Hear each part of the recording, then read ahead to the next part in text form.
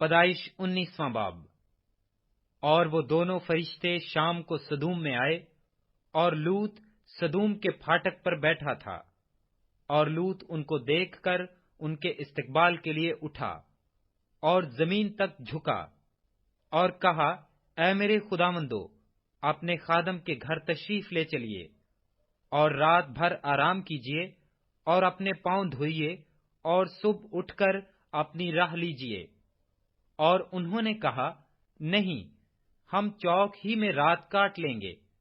لیکن جب وہ بہت بجد ہوا تو وہ اس کے ساتھ چل کر اس کے گھر میں آئے، اور اس نے ان کے لیے ضیافت تیار کی اور بے خمیری روٹی پکائی، اور انہوں نے کھایا۔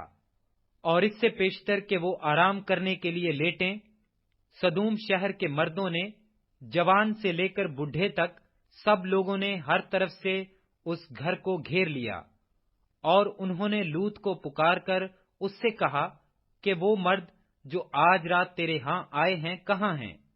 ان کو ہمارے پاس باہر لے آ تاکہ ہم ان سے صحبت کریں۔ تب لوط نکل کر ان کے پاس دروازہ پر گیا اور اپنے پیچھے کواڑ بند کر دیا، اور کہا کہ اے بھائیو، ایسی بدی تو نہ کرو۔ دیکھو، میری 2 بیٹیاں ہیں جو مرد سے واقف نہیں، مرضی ہو تو میں ان کو تمہارے پاس لے آؤں، اور جو تم کو بھلا معلوم ہو ان سے کرو، مگر ان مردوں سے کچھ نہ کہنا، کیونکہ وہ اسی واسطے میری پناہ میں آئے ہیں۔ انہوں نے کہا، یہاں سے ہٹ جا۔ پھر کہنے لگے کہ یہ شخص ہمارے درمیان قیام کرنے آیا تھا اور اب حکومت جتاتا ہے، سو ہم تیرے ساتھ ان سے زیادہ بدسلوکی کریں گے۔ تب وہ اس مرد یعنی لوط پر پل پڑے اور نزدیک آئے تاکہ کواڑ توڑ ڈالیں، لیکن ان مردوں نے اپنے ہاتھ بڑھا کر لوط کو اپنے پاس گھر میں کھینچ لیا اور دروازہ بند کر دیا، اور ان مردوں کو جو گھر کے دروازہ پر تھے، کیا چھوٹے کیا بڑے، اندھا کر دیا، سو وہ دروازہ ڈھونڈتے ڈھونڈتے تھک گئے۔ تب ان مردوں نے لوط سے کہا، کیا یہاں تیرا اور کوئی ہے؟ داماد اور اپنے بیٹوں اور بیٹیوں اور جو کوئی تیرا اس شہر میں ہو، سب کو اس مقام سے باہر نکال لے جا، کیونکہ ہم اس مقام کو نیست کریں گے۔ اس لیے ان کا شور خداوند کے حضور بہت بلند ہوا، اور خداوند نے اسے نیست کرنے کو ہمیں بھیجا ہے۔ تب لوط نے باہر جا کر اپنے دامادوں سے، جنہوں نے اس کی بیٹیاں بیاہی تھیں، باتیں کی اور کہا کہ اٹھو اور اس مقام سے نکلو، کیونکہ خداوند اس شہر کو نیست کرے گا۔ لیکن وہ اپنے دامادوں کی نظر میں مضاحک سا معلوم ہوا۔ جب صبح ہوئی تو فرشتوں نے لوط سے جلدی کرائی اور کہا کہ اٹھ، اپنی بیوی اور اپنی دونوں بیٹیوں کو جو یہاں ہیں لے جا، ایسا نہ ہو کہ تو بھی اس شہر کی بدی میں گرفتار ہو کر ہلاک ہو جائے۔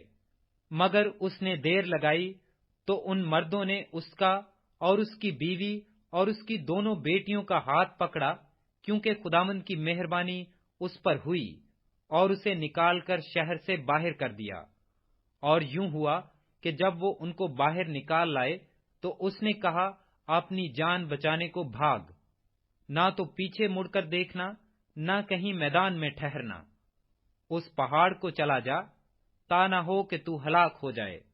اور لوط نے ان سے کہا کہ اے میرے خداوند، ایسا نہ کر، دیکھ تو نے اپنے خادم پر کرم کی نظر کی ہے اور ایسا بڑا فضل کیا کہ میری جان بچائی۔ میں پہاڑ تک جا نہیں سکتا، کہیں ایسا نہ ہو کہ مجھ پر مصیبت آ پڑے اور میں مر جاؤں۔ دیکھ، یہ شہر ایسا نزدیک ہے کہ وہاں بھاگ سکتا ہوں، اور یہ چھوٹا بھی ہے، اجازت ہو تو میں وہاں چلا جاؤں؟ وہ چھوٹا سا بھی ہے اور میری جان بچ جائے گی۔